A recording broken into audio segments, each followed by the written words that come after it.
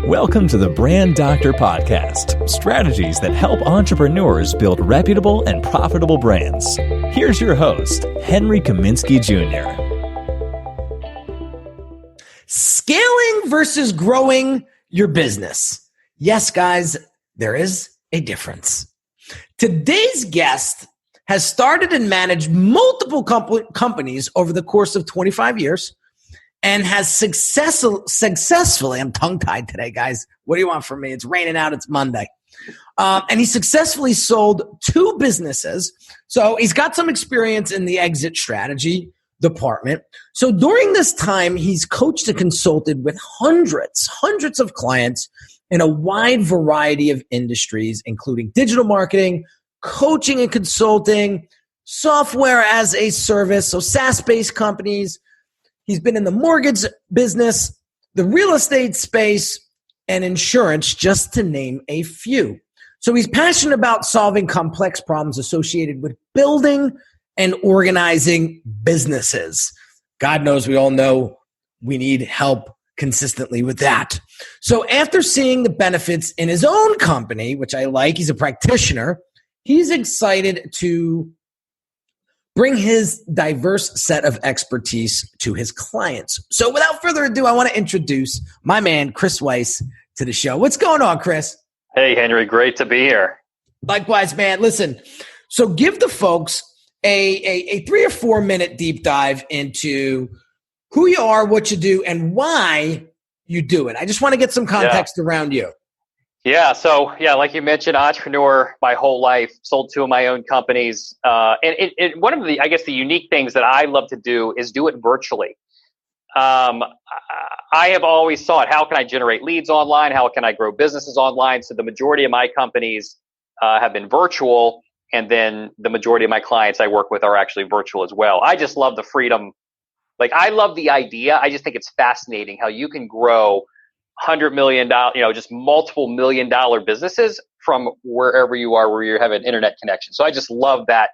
But to do that, and this will tie into our conversation today, it's like you're creating a world in your head, and then it plays out. It's very different physical businesses. That's I guess another whole conversation. But just something unique about me, I love the whole virtual building companies. A whole business right behind your computer screen. Yeah. And so through all the experience that I had in the selling of my own companies, what I love to do, I love organization. And from one perspective, I feel like that's what I get to do. I get to organize businesses. And there's a lot of different cool frameworks that I use to organize businesses. And you organize businesses to scale. And so there's definitely differences that we'll get into today between growing and scaling. But the core of me is I love to organize. I love it. We need more organized people in our lives, to say the least. So let's get into it. Let's break it down like this. I like to simplify things. I like to break things down into very systematic ways. I run my business on a very systematic approach, and my clients love it because they feel like they're hopping on a ride and they're getting a tour, right? Cool. It's like going to the Bronx Zoo, jumping on the trolley and just going, right? So that was a pretty bad example, but we'll just keep it moving. So let's get the definition. How do you, in your eyes, define business growth? And then I'm going to ask you the same question. Yeah. When it comes to scaling. Yeah. So I would say with business growth, there's a specific focus just on driving revenue, right? And in some cases, you could also say profitability. But I would say for the most part, most business owners that are only focused on growth, and actually many times aren't even necessarily focused on profitability. So that's actually just in and of itself a limitation for people who are solely focused on growth. They think, I just need to keep making as much in sales, as much revenue as possible. When in fact, what really matters is how much you're keeping, how much profit you actually have at the end of the day. So just in general, even before we get into scaling, just having that thought process alone is so important. Oh, Thank God you mentioned that. I struggled with that for years. A lot of my following knows, the first 5 years of my career as a graphic designer, I was a churn and burn designer. I just pumped out great work and I got it done fast and people loved me for it. And I spent every nickel I made, man. And that was a huge problem. Once you get older, you start to build a family and you start to get married, that doesn't work anymore.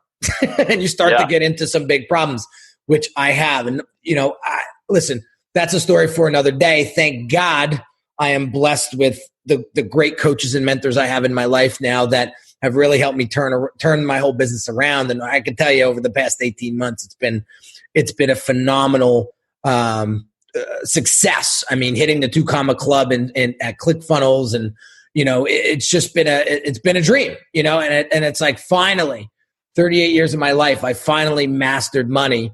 And I shouldn't say I mastered money. I'm a hell of a lot better with my money now than I am 5 years ago, 6 years ago. So I love that you mentioned it's all about how much you keep versus how much you make. Anybody can make $1 million, but if you're spending $1 million to make it, what's the story here, right? Yep. So I'm glad that that's out of the way. Now, when it comes to scaling, what would you be your definition of scaling your business? Yeah, and before we go there, just 2 resources that can help better understand profit and just that whole conversation. And what's interesting about all of this, it's your mental constructs. It's the way that you understand certain paradigms that have so much of a great impact in terms of the results that you get into business.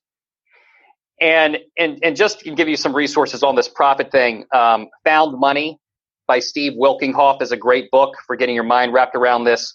And then Profit First, a book by Mike Michalowicz, is another great book. So 2 resources for you there.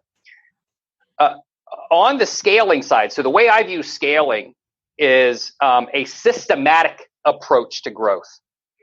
And there's this quote I love. It's in the 6th Discipline, this book. And it says that every organism and organization has an optimal rate of growth. And that rate of growth is typically far less than the fastest rate of growth. And so to me, what that means is, or to kind of put that in another way, is that when I'm working with companies, a lot of times I see companies and I've heard stories and seen examples where companies grow so fast, they actually grow out of business because they're not putting in the infrastructure to support a sustainable growth, and then they collapse. Another example, so the other side of this, the optimal, and then of course there's companies that are just growing so slow that are just, you drive yourself crazy because you're just like, I feel like I have all the right ingredients for success. Like, why am I not growing fast enough? I'm doing this, I'm doing that, I'm trying all these different things, right? So I guess those could be the 2 extremes when we're looking at growth.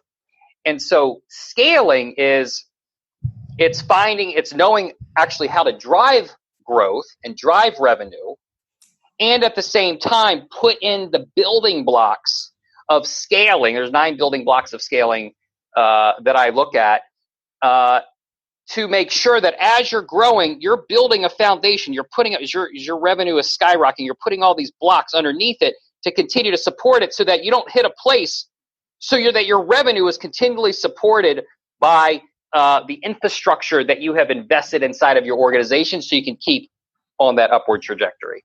Oh man, dude, I love that. For those folks that are listening to this on the podcast, he's made hopefully you catch this on YouTube as well.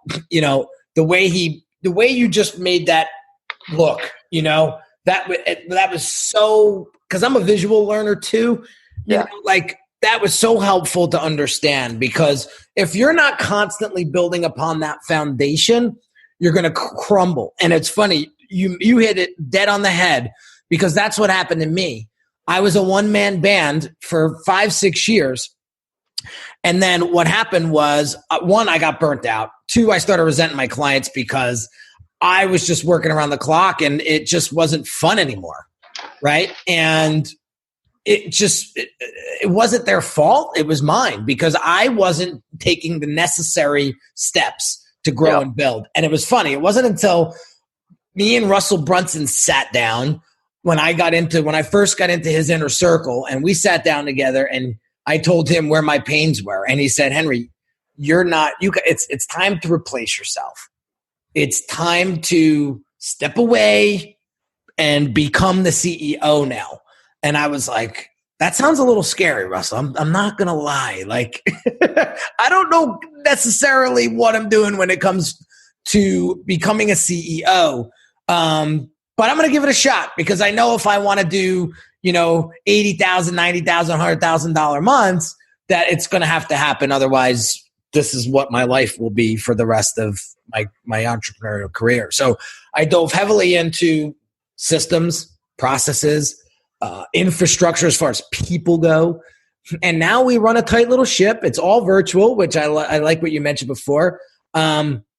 It's all virtual, and we've got a 12-man team, and we're just rocking and rolling. Now it's like, how do we refine this? How do we create those resources that help us manage and sustain that scale, right? Yes. So I love that you mentioned this. This is great stuff. So I guess it comes down to the business owner on prioritizing what they want, growth or scalability. Yes or no? It's a balance of both. And what I would say is always, this is nuanced in saying this. Generally until you hit about 10 million in revenue, because you could break there's a business down into 4 stages. So there's like 0 to 1 million, stage 1, 1 to 10 million, stage 2, 10 to 50, stage 3, 50 to 100, stage 4. And there's different nuances and challenges and opportunities that can occur on average in general of a business at each of these different stages. And really until you hit about 10 million in revenue, you do need to be like your majority focused on driving revenue.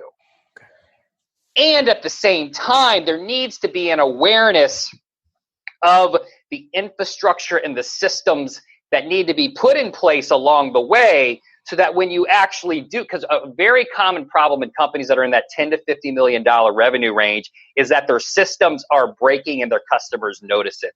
And so, but you can avoid this. Here's the amazing thing. And then that one of the things we bring to all of our clients is that the common problems that companies have in that $10 to $50 million revenue range and the $50 to $100 million revenue range, and even the 1 to 10, like if you're still trying to get to $1 million, those can be avoided, generally speaking, by having the forethought and understanding this very conversation, so that you can begin to put the initial building blocks into place as you're moving from 0 to 1 million, right? Then you got some initial infrastructure, and then you expand upon that in 1 to 10, so that by the time you hit 10, you're really able to accelerate. But going back to your original point, you still are focused. Like even I tell my client, when I'm working with my clients, I'm like, you need to prioritize the work that we're doing above all else. And that also means that revenue still needs to be number one. Yeah. So it's having that balanced approach so that all can be accomplished.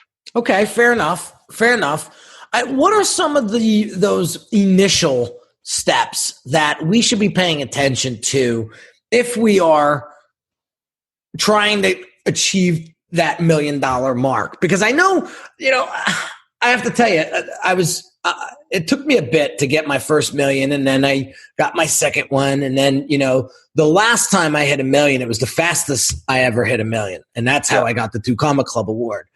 Yeah. It happens fast. It gets easier, but I think a lot of people get jammed up in the beginning. So let's talk about some of those initial things that these folks could be paying attention to and building upon to get them to the first $1 million. And then we'll talk about, let's say, $1 million to $5 million. Cool. What we need to do there. And actually, here's what I would say is even more important than all of that. And this is the place that I just recommend starting from. And it's starting from a place of self-care. Starting from a place of self-love. Because when you prioritize taking care of you, and I'm talking about mental, physical, emotional well-being, you can like as the founder, as the owner, the business is, you're generating the business. Until you get to a place where the business can run without you, you're generating the business with your energy and with all that you're doing. And so you're like the engine. You're even more important in that regards to cash flow, right? I always say cash is king, because you're the originator of that cash flow and that cash coming into your business. And like burnout is definitely a huge thing when you're just driving, that can only last for so long, and then you collapse, and then, right? So even as yourself, really learning and really listening to your body and listening to your heart and your mind, and like, what do you need to create the optimal rate of growth? Because just like it applies to organizations, it also applies to organisms, and us as the human organism, we also have an optimal rate of growth, and that's typically far less than the fastest rate of growth when we're trying to drive. And so I would say, if there's the most important thing out of everything I'm saying today, it's this: take care of you first. And when you do, everything else will unfold from there. Oh, dude, I'm so happy you brought that up. Dude, I think you and I are cut from the same cloth. I'm not going to lie. Like, I just had this conversation. So every Friday, I allow my team to book out 30 minutes of time with me one-on-one. It's like a little mentorship time together, right? And they can ask me anything that they want, right? And I have one designer. I love her to death. She's been such an awesome part of my business. She's the lead designer. So she'll start the initial brand development identity concepts, and put all of that together. And then she'll do a lot of the ClickFunnels design work and website design work. And then my other set of designers will kind of carry all of that out. And she had her 30 minutes with me last Friday. And she just felt like she was stuck. Like, she wants to move out of her country because it's getting a little bit too dangerous. And she wants to get to Norway because Norway, she just loves the people and the culture and everything, right? And she's just on this hamster wheel, right? And I asked, and she goes, I'm constantly working on my craft. I said, I know. It shows in your work. I said, let me ask you a question. How much time do you put into personal development? And she said, none. And I go, there's where we need to work. I go, do not feel guilty that you are being taken away from your craft to spend time on self-care and personal development. And you could see the white in her eyes after I said that to her, because she goes, you are so right. It all starts there. I had another, one of my buddies, Joshua Gibbons. He's actually the guy who asked today's question from the community. He's 17 years old, killer designer. I forget what countries he's from. I think he's got a UK accent, so he might be out from over there. Same thing. I want to grow my business. I want to build my business. I want more clients. I go, Josh, how long have you spent working on yourself? Like, give me a time frame per week, right? And he couldn't even count on one finger how many hours he puts into himself. And so I want to take a couple minutes here and talk about that, because I think it's so important as a CEO. I'm a huge fan of Billions, that show Billions on Showtime. I love it. The season finale. Oh my God. That was last night. It was insane. Yeah. I may do a YouTube video. I may do a video just on the Billions breakdown of the season finale. I mean, it was so good. So everybody, I recommend, if you're a fan of the show, I recommend everybody gets a Wendy for their business. That's number one. Number two, if people don't know who Wendy is the mindset coach that the lead character or the main character has in his hedge fund company to make sure that he has his head on straight and that all of his employees have their head on straight to help him make the billions that he makes. So I have been blessed with a great mindset coach. I met her actually. She was Russell Brunson's mindset coach. And who's your mindset coach? Mandy Keene. I don't know if you ever heard of Mandy Keene before. Yeah. She's actually building out a new brand. We're helping her build out a new brand called True Voice with her and her partner. And I've been working with Mandy now for like 2-3 years. And she's just a blessing. She's my Wendy. And she knows me better than a lot of people, and she helps me just get out of those funks, and she helps me stay straight and focused. And so anyway, I just have to, I don't want to go too far off this because we could talk about this in a completely different show, but having that self-care and really investing in you is very, very important if you want to grow and scale. Now, the next step, right? You talked about organization, and I couldn't let you go today without getting involved, getting into this conversation a little bit. We can't go super deep, but let's give them as much as we can in the next 7 or 8 minutes. What do they need to be organized with in order to help their scalability? I would say there's the 3 most important things, and I would even say these always continue to be important, but even more so in the 0 to 1 million, and then of course 1 to 10. It's managing your money and managing your cash flow. So I would say first you got to have cash flow, right? So how are you tracking your leads? Are they coming in? How are you tracking your conversions and your sales? Are you using, even if it's just a Google sheet to track the leads you have and where they're at in the sales conversion process? Converting them to an actual sale. So being on top of that, because that's your money, right? So first and also here's I'm going to give you guys tell you the thing that enabled me to, last year, the majority of my clients doubled their revenue, and here's how we did it. And it's usually it's the simplest things that you might think, oh, that isn't it. That's where the wisdom is. The wisdom is in the simplicity. Okay.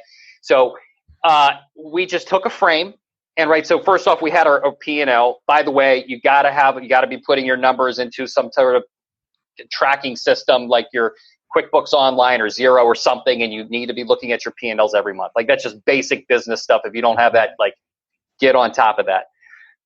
And so we knew what our income and expenses were. So then I created this mini frame. We were just looking at our income and expenses, but we also had, and this is what our goal revenue was for the year, and then we broke that down over the month. So every time we met, we could see how we were trending towards our goal for the year. And we could see whether we were ahead or behind the curve. And it's that.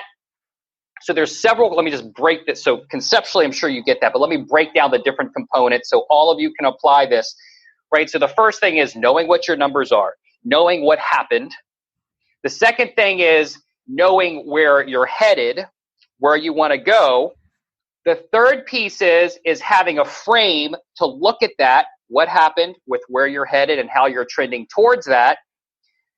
The fourth component of this is having somebody you can talk about it with, right? So, because you got to get it out of yourself. So even if it's a business partner or even if it's a friend, and you both hold each other accountable, right? So I'll even break that into 2 different pieces. So there's having somebody that you can just have conversations with it about, but that helps create new neural pathways in your brain.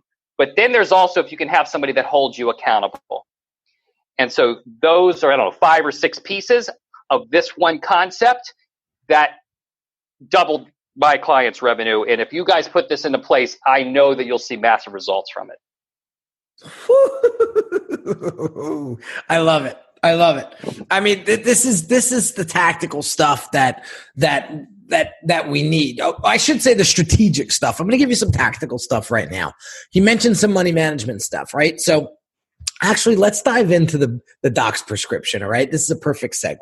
Okay, first and foremost, I'm not going to be a dead horse, but you need to be taking care of yourself. That mindset of yours is going to drive this business. And if that mindset isn't strong and isn't built like a 20-inch python, like the old Hulk Hogan days, right?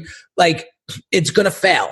So that mindset needs to be strong in order to grow the business. Okay. So get get into personal development and self-care. I'll give you some examples. Let me think of Jim Rohn. Anything Jim Rohn is gold. Like I'm a firm believer that if you download Jim books, the best of Audible series, it's $40. I'm telling you right now, you do not need to listen to anyone. Because all that shit that you're hearing right now all comes from the godfather of personal development himself. Download that Audible, spend the $40. I'm telling you right now, that's all you need, right? Second thing, right? Managing your money, okay? So let me give you some things that you could do that with. So we use QuickBooks Online. I've used FreshBooks years ago. They've really upped their game. They're competing nicely with QuickBooks right now. So FreshBooks is another great resource. I know a lot of people that use them and they're happy. But you have to measure what it is that you are trying to achieve from a revenue standpoint. Now, I'm going to take what Chris said a little bit of a step further. It's good to know your numbers for the year. But however, what I realized was you can't just take that number and divide it by 12 because the revenue isn't going to come in that nicely, if you will, right? So what I was told by a mentor was take the last 5 years of your business. Now, some of you may not even be in business for 5 years, so then you'll have to just go with this year, and this will be the baseline, right? But look at your monthly revenues over the past 5 years and then find the average monthly, okay, revenue. And that's going to help you sort of balance out that goal that you want to hit every month. So that was something that I just learned. And I realized because he was like, you can't just chop it up evenly because then you're going to be very disappointed when you don't hit that massive number that month, right? So we have, for Unique Designs, it's typically slow first quarter. First quarter, very slow, okay? But we have enough cash flow to run our business like 6 months. Right? Or sometimes even a year. Like I made so much revenue third quarter last year that I didn't have to work for 2 years. That's crazy. That's crazy. So instead of running out and buying watches and buying cars and buying all this nonsense, maybe I bought a watch. I'm not going to lie. When I hit the 2 Comma Club award, I bought a watch. But other than that, I put all that money away. And that was the key to helping me float through that season of quietness. So you definitely got to track your numbers, your cash flow, and have that goal in mind. How many of you, be honest with me now, how many of you every beginning of the month sit down for an hour and map out what you want that monthly revenue goal to be, how many specific products you need to sell, and how you're going to go about selling them? Tell me. I can promise you I can count, maybe on 2 hands at the most, how many people do that consistently, right? So if you're not hitting the goals, you show me your goals for the month and I can get within $5,000 or $10,000 of what you're going to make that month in revenue. Now, if you come with me with nothing, you get what I'm saying. So those are the couple things that I want you guys to do based on this episode, based on this conversation. Now, let's get into the question from the community. Now, the question comes from Joshua. Real quick, Henry, I want to make a distinction in what you just shared. I want to make a distinction. There's how you break apart your goal over the year. Okay. And whether you break it apart evenly or whether you have different things based on the seasonality or whether you're ramping up and driving revenue versus the distinction of how you actually go about setting your goal. Okay. And I feel like the information that you gather from doing the analysis, whether it's 3 years or 5 years, is useful information to look at to help guide on how you set your goal. But I would say those are 2 different distinctions in the goal setting process. Okay, fair enough. I just want to make sure that people get that understanding. because a lot of times they'll just split it by 12 and then, it'll be 50,000 a month. Right. And then, in May they hit 13,000 or they hit 8,000 and they're like, oh man, this isn't going to work. And then they start to get, imposter syndrome and they start to lose that momentum. And next thing you know, they throw in the towel. Right. I'm talking outrageous here, but I've seen it happen too. Just people they just give up. Because of unreasonable goals. Unreasonable goals. Yes. So just making sure that we're aware of that. So I appreciate you bringing that up. Now, question from the community. Joshua Gibbons, this one goes out to you, my friend. The question he asked was, how do you build momentum from current clients and solve bigger problems? So there's kind of two questions there. So let me try to break this down. With the first part, how do you gain momentum from current clients? Well, I would strongly recommend you have some sort of exit strategy in place when you're about to close a project out with a client. Okay. So I'll just be straight up with you. Here's how I do it. And it works awesomely, if that's even a word. So here's what I do. Now that I built their brand and I want them to graduate from the Brand Accelerator program and get out there and start earning, before they do that, I tell them this. Well, now that you've come through this program, I want to help you get some more exposure. So what I'm going to do is I want you on my podcast. So let's get you out there. We got 40,000 downloads a month now on average. So you're going to get some great exposure there. And so we'll do that for 30 minutes. And then the next 30 minutes, I would like to just sit down with you and just go over a series of questions to help me get a better understanding of the experience you had going through the Brand Accelerator program. And we're going to record that if you don't mind. And they're always open for that because I've spent a lot of time with these folks now and they know me, I know them, and we have a very strong relationship at that point. So they'll tell me what they loved, what they hated. They'll tell me where they were before and now the clarity that they gotten after.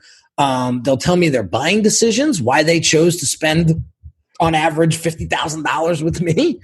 And this is all great information, not only for me, but for them, because they can reflect now and ask themselves, wow, I really, that is why I made this big investment. So then we do that. And then what I do is I take that video and I chop it up. I have my video editor chop it up. And those all become little mini testimonials for me. So I'll spread those out all over social media. But I actually have my team design me a landing page specifically on my website for this client. And this client, it is basically here's their pain point. Here's the strategy that we created. Here's how we expedited, and here's the end result. And that's how the landing page is broken down. And that's how I gain momentum with current clients to drive the business and get new business. Now, how do we solve bigger problems for clients? I got to tell you, it's less exclamation points, more question marks. So we just enrolled a new Brand Accelerator client last week. They're in the beauty business, and it's an up-and-coming niche, lashes. So it is on average, a lash artist can make on the low end $400 a pop on one set of eyelashes to 5 figures. It's insane how lucrative this niche is. And so here's a woman who has flown to Kazakhstan. I think that's the country, to learn this technique, right? So these guys are in Kazakhstan. My apologies. She flies to Kazakhstan to learn this technique. And I got to tell you, I saw her work. It's amazing. It's amazing.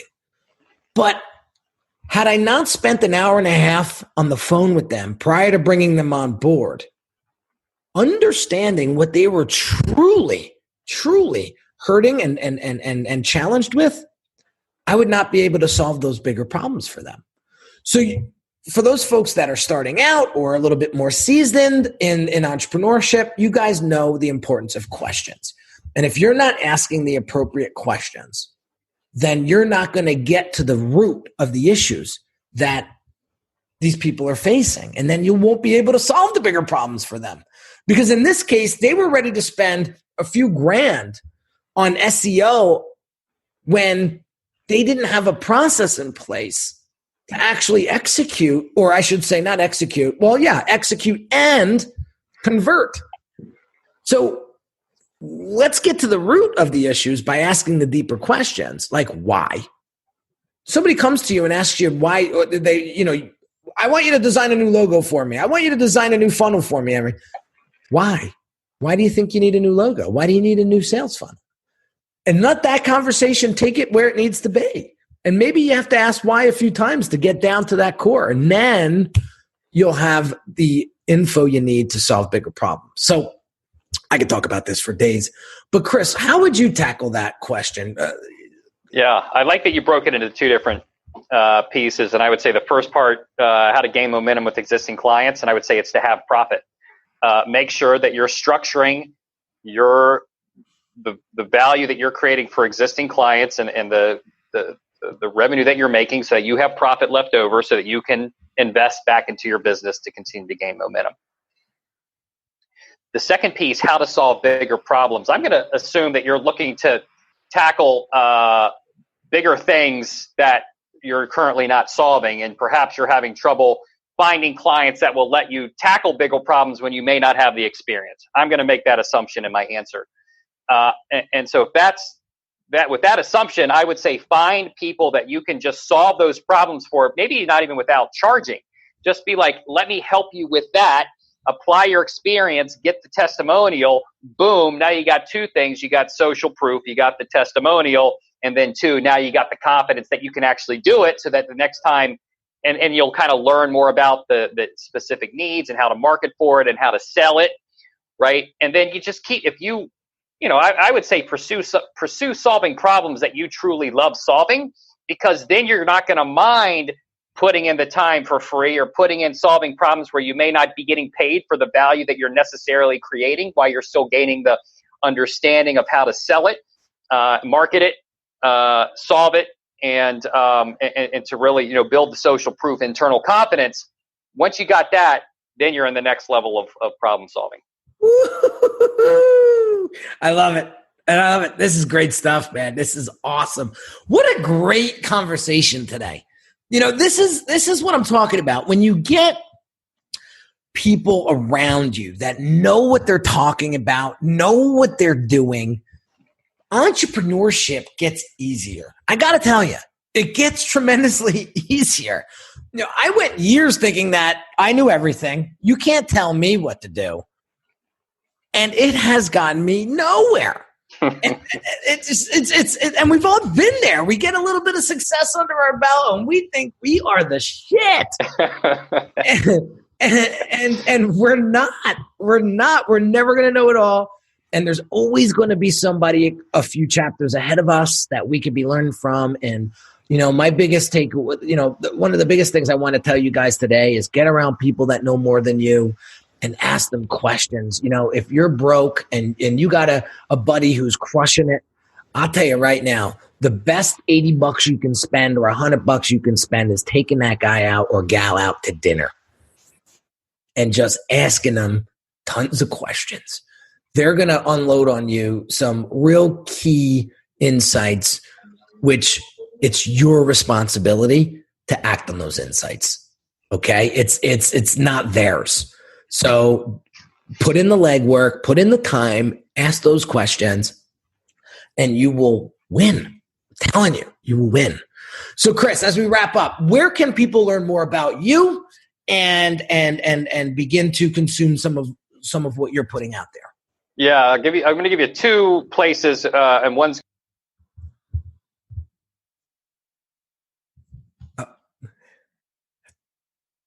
the first place is my website, wiseprofits.net. And if, I offer a complimentary, conversation to talk and get to know each other. So that's right on the website. If you're interested, it also goes over all the stuff that we do for scaling. The other resource I want to give you is the greatest, so I've done a ton of personal development, ton of spiritual stuff. And the greatest practice I ever learned, I created an 8-minute video around, because when I learned this, I was just like, man, all that other stuff was great. But like this, really learning how to deeply love myself, and it's just, I love you practice that I learned is just so profound, but it's so simple. And so if someone's interested in learning what I have found for me to be the most powerful practice out of the hundreds of thousands of dollars I spent on personal development and over the 10,000 hours, mark for there, I'm going to give the video. You can just go to chriswise.com/love.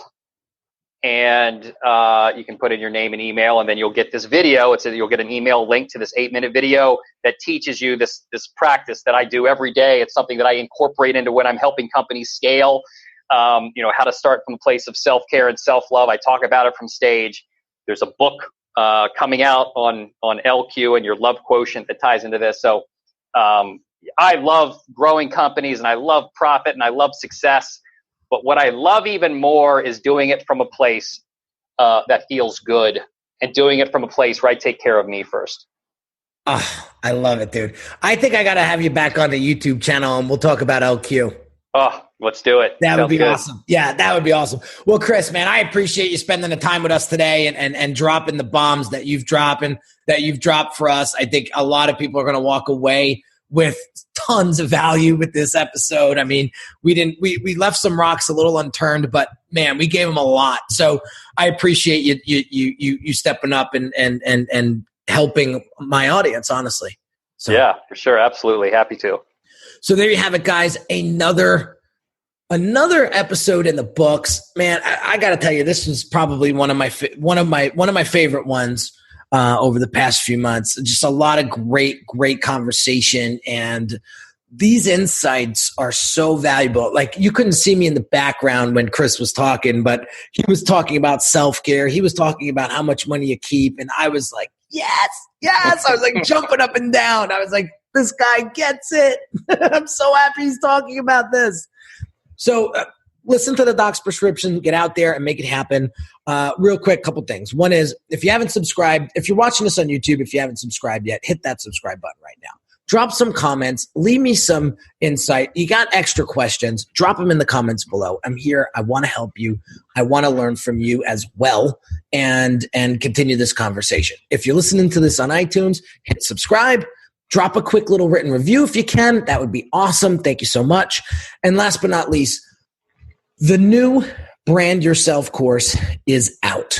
I spent months creating this content for you. And it is basically taking 13 years of experience in branding, design, mindset, marketing, digital marketing, and putting together the blueprint for you. If you're a coach, consultant, solopreneur, entrepreneur that wants to brand themselves online and really grow a profitable and reputable business, this is the course for you. I've learned from the greats. They're all of that knowledge, wisdom, and understanding is in this course, and it is a complete course. It's not something that's going to leave you high and dry at the end, and I'm a firm believer of that because of the results that I'm seeing my clients get from going through the course. So check that out. The link is in the description. It's also in the show notes. Have an amazing day, guys, and I will catch you on the next one. Take care. You've been listening to the Brand Doctor Podcast with Henry Kaminski Jr. To get your appointment with the doctor, visit Brand Audit at www.uniquedesigns.net.